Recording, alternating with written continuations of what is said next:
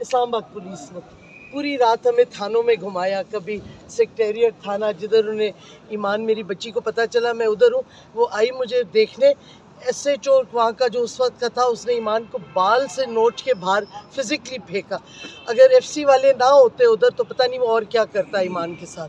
उसके बाद वो हमें हटा के फॉरेन ऑफिस के थाने में, नहीं सॉरी, डिप्लोमेटिक कॉन्क्लेव के थाना जो कि बंद था, फिर हमें एक और थाने में फिर आया, फिर इवेंचुअली विमेन थाना, फिर हमें ले गए पेश करने मैजिस्ट्रेट कोर्ट जो नया खुला था उसी दिन। और ना हमें लॉयर्स को बताना पड़ा ना कुछ, वो भी फिर भी अल्लाह का करना हुआ FIR डिसमिस हो गई। हाई कोर्ट से फिर ये ऑर्डर आया कि कोई अरेस्ट नहीं होगा। तो जब मैं घर पहुंची हूँ बाहर ये खड़े थे इस्लामाबाद पुलिस और पंजाब पुलिस, और मेरे घर के अंदर भी इस्लामाबाद पुलिस आई थी। हालांकि इन्होंने रिपोर्ट में लिखा है कि घर के अंदर नहीं आई, हमारे पास पिक्चर्स और वीडियो है। तो ये हालात हैं इस्लामाबाद पुलिस के। हमें तो बड़ी तवक्को है मैम कि आप इसको